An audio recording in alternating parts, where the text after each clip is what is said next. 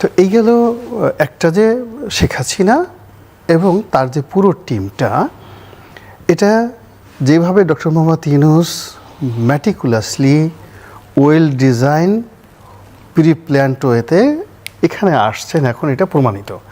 এইভাবে শেখ হাসিনার প্রত্যাবর্তনটাও ম্যাটিকুলাস মানে প্রি প্ল্যান্ড ওয়েতে কারো দ্বারা ইনফ্লুয়েন্স যদি হয়ে যায়, তাহলে এক ধরনের মানে বাংলাদেশের রাজনীতিতে কিয়ামত এবং বিএনপির অস্তিত্ব থাকবে না বাংলাদেশে, যেটা আমি বলছি। বিএনপির অস্তিত্ব থাকবে না। এর কারণ হলো বাংলাদেশ থাকবে জামাত, এনসিপি। জামাত থাকবে, এনসিপি লাভবান হবে, এমনকি ডক্টর মোহাম্মদ ইউনূসেরও লাভ হবে আওয়ামী লীগ আসলে মানে যদি এইভাবে হয়। এর কারণ হলো এই যে সারা বাংলাদেশে খুব ম্যাটিকুলাসলি যে কাজটা করা হয়েছে, এই যে শেখ হাসিনার বিরুদ্ধে 300, 400, 500 যে হত্যা মামলা দিয়েছে, কারা দিয়েছে? সব তো বিএনপি লোক দিয়েছে।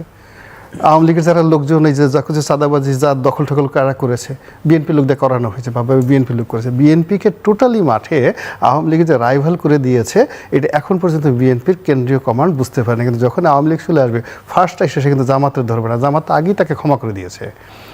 জামাত তো আগেই তার সঙ্গে তাকে ফিসিবিলে বলে দিয়েছে, তার সঙ্গে সে গলাগুলি করে সমস্ত কিছু করে সব কিছু আছে। এনসিপি বললো যে আমরা কচি খোকা, আমরা তো এই কাজগুলো করেছি, আমরা আপনার সন্তানের মতো, আপনি তো আমার মায়ের মতো।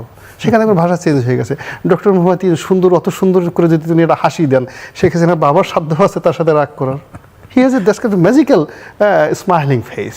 তো এটা একটা নতুন, এবং সবচেয়ে বড় ব্যাপার হলো ডিপ স্টেটের একটা মানে মানে terrorism, counter terrorism, intelligence, counter intelligence থাকে। দেখবেন যে এই মুহূর্তে যারা শেখ হাসিনাকে সবচেয়ে বেশি গালাগালি করছে দেশে এবং দেশের বাইরে, যারা সবচেয়ে বেশি ভারতকে গালাগালি করছে, মোদিকে গালাগালি করছে দেশে এবং দেশের বাইরে, তারা যে মোদির লোক না, শেখ হাসিনার লোক না, এইটা আপনি বুকে হাত দিয়ে বলতে পারেন না। এটাই হলো যাকে বলা হয় ইন্টেলিজেন্সের একটা নিয়ম। এবং ওই লোকগুলো দেখা গেল 100 দিন গালাগালি করে অল অন এ সার্টেন এরকম একটা কথা মুখ দিয়ে বলবে, সমস্ত লোক যখন বলবে হ্যাঁ ঠিকই তো, সেইটাই তো ঠিক। ফলে যার জন্য শেখ হাসিনার প্রত্যাবর্তন যদি আসে, আওয়ামী লীগের অংশগ্রহণ যদি আসে, তাহলে বিএনপি সবচেয়ে বেশি ক্ষতিগ্রস্ত হবে। আর যদি লাভ হয় ভবিষ্যতে, যদি দুটো ফর্মত হলো শেখ হাসিনা উইথ শেখ হাসিনা আওয়ামী লীগ, আর উইদাউট শেখ হাসিনা শেখ পরিবার, রিফাইন্ড মানে মনে করেন ধরেন একটা আওয়ামী লীগ হলো বাংলাদেশে, সেটা যে কোনো একটা লোকের নেতৃত্বে। এবং সেক্ষেত্রেও এনসিপি, জামাত এবং ডক্টর মোহাম্মদ ইউনূস তাদের লাভ হবে এবং বিএনপি ক্ষতিগ্রস্ত হবে। এবং এটাই হলো ম্যাথ এবং আফটার ম্যাথ, এর বাইরে আমি অন্য কোনো কিছু দেখছি না। সো আমি যদি আপনার কাছে একটু বুঝতে চাই যে জুলাই আগস্ট এখানে ওই যে ন্যাশনাল চার্টার, জুলাই চার্টার এগুলো হবার কথা, এবং এক ধরনের বিভাজন, বিভেদ আমরা লক্ষ্য করছি। আপনি জুলাই আগস্টে কি মনে করেন? শেষ পর্যন্ত এই জুলাই আগস্ট মাস দুটো অনেকেই মনে করেন খুবই সিগনিফিক্যান্ট মান্থ এবং টার্নিং পয়েন্ট হয়ে দাঁড়াতে পারে বাংলাদেশের রাজনীতির জন্য। মানে ঘোষণা দিয়ে কখনো মারামারি করা যায় না, মানে ঘোষণা দিয়ে কখনো মারামারি করা যায় না। প্রকৃতির একটা খেলা খেলে। জুলাই আগস্ট এমনি যেহেতু আমাদের দেশে বেশ কয়েকবার অনেক দুর্ঘটনা ঘটেছে, এটা আকাশের গ্রহ নক্ষত্র বৃহস্পতির অনেক খেলাধুলা থাকে। এখন শেখ হাসিনার পতন কেন জুলাই মাসেই আগস্ট মাসেই হতে হবে? বঙ্গবন্ধুর পতন কেন এই আগস্ট মাসে হতে হবে? যার জন্য এখানে জুলাই আগস্টকে নিয়ে এই ধরনের একটা প্রাকৃতিক আতঙ্ক তো সবার মধ্যেই আছে। এই গেল এক। 2 নম্বর হলো যে যেখান থেকে মানুষের উত্থান হয় ওখানেই পতন হয়। আপনি দেখেন যে শেখ হাসিনার খুব একটা তেলে ঝুলে একটা ভাবসাব ছিল, তার মানে সেই বিদেশে গেলে এসেই তার একটা সাংবাদিক সম্মেলন করতে হবে, সব কিছু ইত্যাদি করতে হবে, এবং ওই জায়গাতেই তার পতন হয়েছে।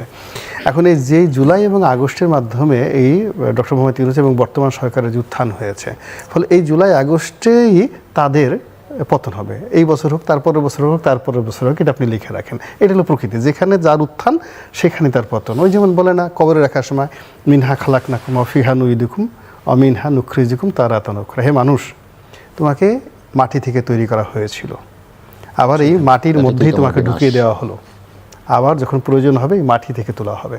ফলে এই জুলাইতে যার উত্থান হয়েছে, আগস্টে যার উত্থান হয়েছে, এইখানে তার পতন হবে। এটা হলো প্রকৃতির নিয়ম। ফলে এটা নিয়ে ওনাদের একটা টেনশন আছে, চিন্তা কারণ আছে।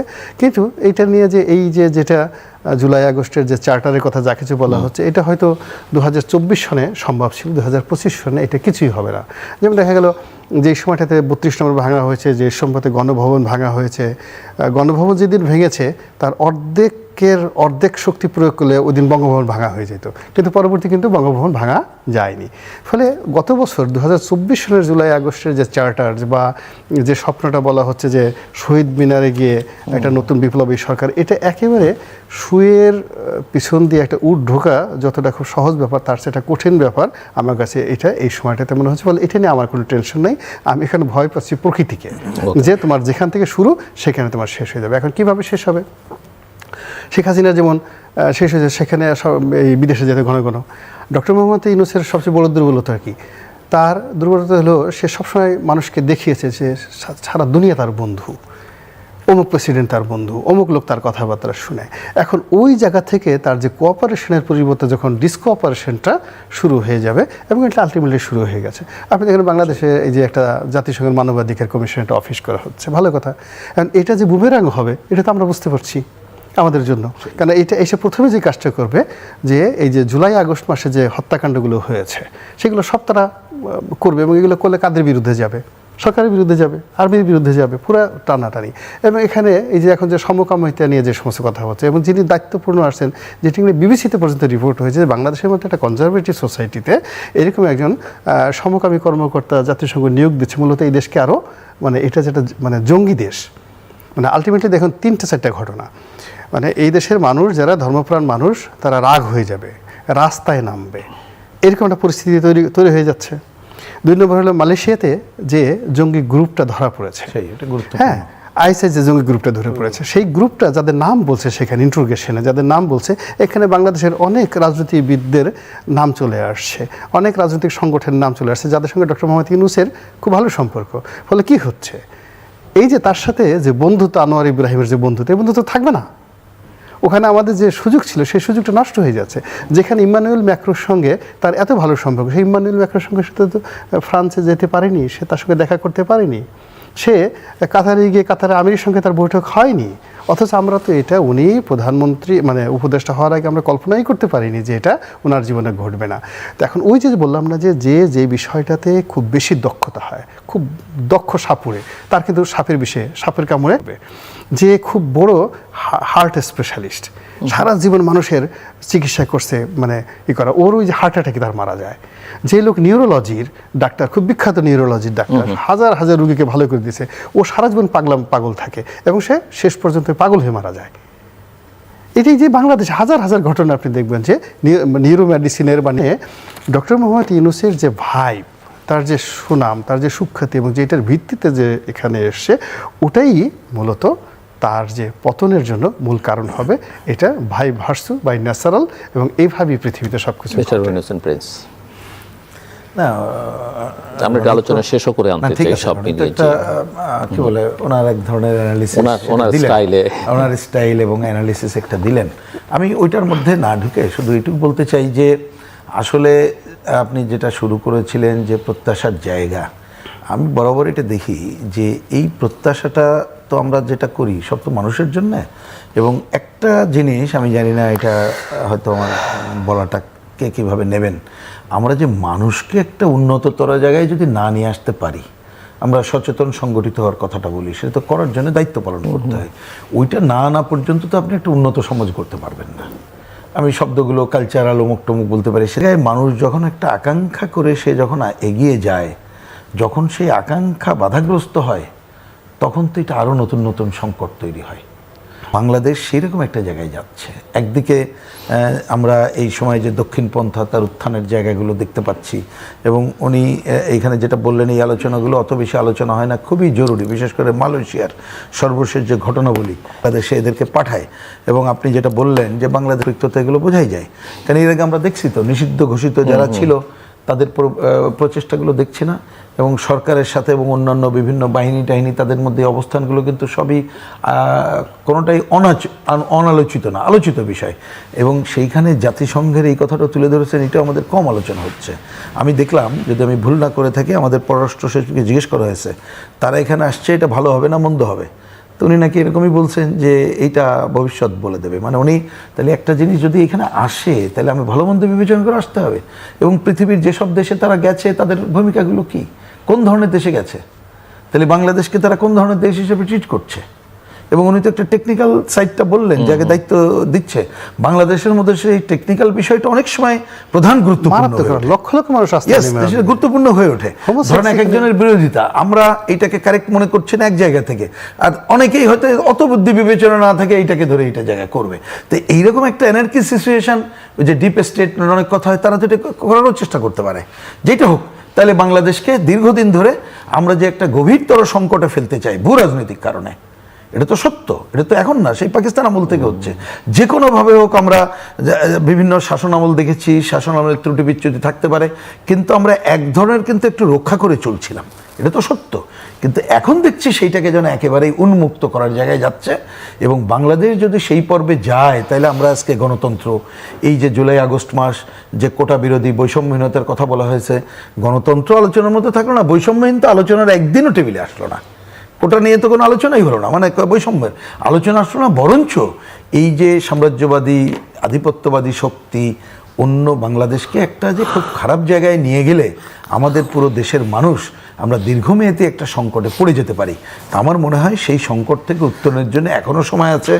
আমরা এটা চাইবো যে এই অন্তর্বর্তীকালীন সরকার, রাজনৈতিক দল এবং যারা একটু বোদ্ধ মানুষ বলবো, সচেতন মানুষ, আমাদের নিজেদের কণ্ঠ আরও বেশি সোচ্চার করার কোনো বিকল্প আছে বলে আমাদের কাছে মনে হচ্ছে না। মিস্টার রনি, আর কিছু যোগ করবেন? না, আমার এখানে শুধু বক্তব্যটা হলো যে আল্লাহ যাদের হাতে ক্ষমতা আছেন, আল্লাহ তাদেরকে হেদায়েত দান করুন, আর আমাদের যে জনগণ যারা আছেন তাদেরকে সচেতনতা দান করুন। এবং আমরা এই মুহূর্তে যে নিরাপত্তাহীনতায় ভুগছি, এটা আমাদের জীবনের, জাতীয় জীবনের সবচেয়ে একটা বড় সমস্যা।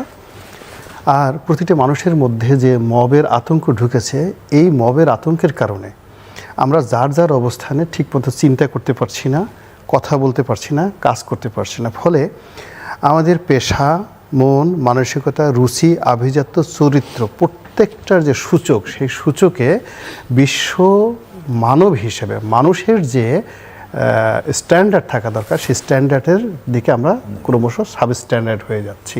গত 10 মাসে আমরা 2 লাইন ভালো কবিতা লিখতে পারিনি, একটা স্লোগান তৈরি হয়নি, একটা চিত্রশিল্পী তৈরি হয়নি। তো এই জায়গাগুলোতে যে একটা অশনির সংকেত, একটা পার্মানেন্টলি আমরা একটা বিরাট জাহিলিয়াতের দিকে চলে যাচ্ছি। এবং আমাদের যে মূল ধারার যে রাজনৈতিক যে দলগুলো, এই দলগুলো দেখা গেল শত নির্যাতনের মধ্যে। আওয়ামী লীগের জমানাতে প্রচণ্ড নির্যাতন হয়েছে।